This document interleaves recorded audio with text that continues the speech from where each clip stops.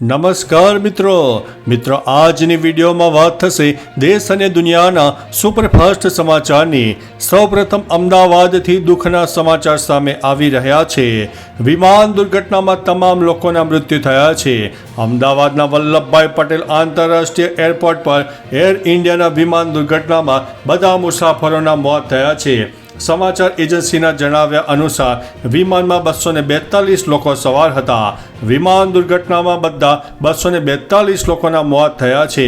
Ahmedabad police કમિશનરનું કહેવું છે કે અકસ્માતમાં કોઈના બચવાની શક્યતા નથી। વિમાનમાં સવાર 242 લોકોમાં 12 ક્રૂ મેમ્બરનો પણ સમાવેશ થાય છે। મિત્રો, અન્ય મહત્વના સમાચારની વાત કરીએ તો કલેક્ટર કચેરી કેમ્પસમાં લાંચ માગનાર ઝડપાયા છે।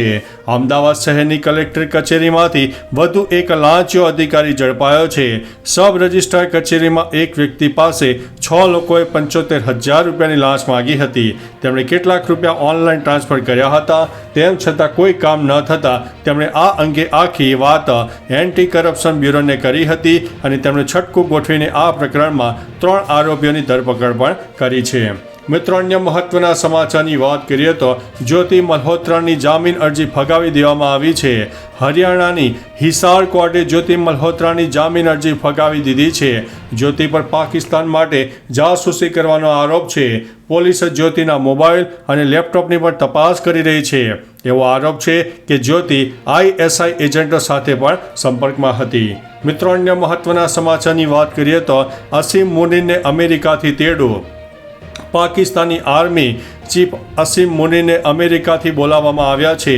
એક અહેવાલ મુજબ અમેરિકામાં પાકિસ્તાની દૂતાવાસે જણાવ્યું હતું કે ફિલ્ડ માર્શલ અસીમ મુનીરને અમેરિકાના 250માં આર્મી ડે ઉજવણીમાં હાજરી આપવા માટે આમંત્રણ આપવામાં આવ્યું છે। આ કાર્યક્રમ 14 જૂને યોજાશે। US રાષ્ટ્રપતિ ટ્રમ્પ મુનીરને ભારત અને અફઘાનિસ્તાન પર હુમલો કરતા આતંકવાદી જૂથો સામે કાર્યવાહી કરવા માટે પણ કહી શકે છે। મિત્રો, અન્ય મહત્વના સમાચારની વાત કરીએ તો તાઇવાનમાં ભૂકંપના જોરદાર આંચકા અનુભવાયા છે। તાઇવાનમાં ફરી એકવાર ભૂકંપના જોરદાર આંચકા અનુભવાયા છે। સેન્ટ્રલ મીટિયોરોલોજિકલ એડમિનિસ્ટ્રેશન દ્વારા ભૂકંપની તીવ્રતા 5.9ની માપવામાં આવી છે। ભૂકંપના કારણે રાજધાની તાઇપેઈમાં ઇમારતો થોડી સેકન્ડો માટે ધ્રુજી રહી હતી। તાઇવાન ભૂકંપની દ્રષ્ટિએ ખૂબ જ સંવેદનશીલ વિસ્તાર છે। અહીં વારંવાર ભૂકંપ આવે છે અને આ વર્ષે 9 એપ્રિલે તાઇવાનની રાજધાની તાઇપેઈમાં ભૂકંપના જોરદાર આંચકા અનુભવાયા હતા। મિત્રો, અન્ય મહત્વના સમાચારની વાત કરીએ તો ભાજપ અને કોંગ્રેસના યુવા કાર્યકર્તાઓ આપ પાર્ટીમાં જોડાયા છે। વિસાવદર વિધાનસભાની પેટા ચૂંટણીને લઈને માહોલ ગરમાયો છે। બિલખા ખાતે આમ આદમી પાર્ટીના કાર્યાલયના ઉદ્ઘાટન પ્રસંગે 104 ગામડાઓમાંથી 300થી વધુ યુવાનો આપ પાર્ટીમાં જોડાતા ખાસ ઉલ્લાસ જોવા મળ્યો છે। ભાજપના કેશોદ યુવા મોરચાના પૂર્વ અધ્યક્ષ જય કેસાવાલા અને કોંગ્રેસના વિસાવદર શહેર ઉપપ્રમુખ રાજુ મોકરિયાનો પણ સમાવેશ થાય છે। મિત્રો, અન્ય મહત્વના સમાચારની વાત કરીએ તો 13 થી 17 જૂન દરમિયાન હળવાથી મધ્યમ વરસાદની શક્યતા। બનાસકાંઠા પંથક સહિત રાજ્યના અનેક જિલ્લામાં હવામાન વિભાગે વરસાદની આગાહી વ્યક્ત કરી છે। બનાસકાંઠા ઉપરાંત ગુજરાતમાં 12 થી 17 જૂન દરમિયાન હળવાથી મધ્યમ વરસાદની શક્યતા છે। હાલમાં બનાસકાંઠા જિલ્લામાં લોકો ભારે ગરમીનો સામનો કરી રહ્યા છે। આકરી ગરમીના કારણે લોકો પરેશાન થઈ ગયા છે। વરસાદ આવે તો લોકોને ગરમીમાંથી રાહત મળવાની આશા છે। મિત્રો, અન્ય મહત્વના સમાચારની વાત કરીએ તો કરોડો ખેડૂતો માટે ખુશખબર। આ દિવસે આવી શકે છે 20મો હપ્તો।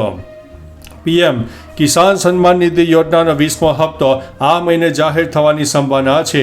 જો કે સત્તાવાર તારીખ હજુ સુધી સ્પષ્ટ થઈ નથી। એવી અપેક્ષા છે કે 2000નો હપ્તો આગામી હપ્તો ટૂંક સમયમાં ખેડૂતોના બેંક ખાતામાં સીધો જમા થશે। એક મીડિયાના રિપોર્ટ અનુસાર PM કિસાનનો આગામી હપ્તો જાહેર કરવાની તારીખ 20 જૂન હોવામાં કહેવામાં આવી રહ્યું છે। જો કે સરકારે હજુ સુધી સત્તાવાર તારીખ જાહેર કરી નથી। મિત્રો, અન્ય મહત્વના સમાચારની વાત કરીએ તો રાજ અને સોનમનો ફોટો સામે આવ્યો છે। રાજા હત્યા કેસમાં મેઘાલય પોલીસે રાજાની પત્ની સોનમ અને અન્ય 4 આરોપીઓની ધરપકડ કરી છે. એવું કહેવામાં આવી રહ્યું છે કે સોનમ અને રાજ વચ્ચે અફેર હતું. આ કારણે રાજાની હત્યા કરવામાં આવી હતી. જો કે હજુ સુધી સ્પષ્ટ નથી કે રાજ અને સોનમનો એક જૂનો ફોટો સામે આવી ગયો છે. આ એક સેલ્ફી છે જેમાં બંને ખુશ દેખાઈ રહ્યા છે. સોનમ અને રાજ બંનેનો પરિવાર કહી રહ્યો છે કે તે બંને વચ્ચે કંઈ ન હતું. તો ચાલો મિત્રો, ફરીથી દેશ અને દુનિયાના સુપરફાસ્ટ સમાચાર લઈને મળતા રહીશો. ત્યાં સુધી અમને રજા આપશો. નમસ્તે.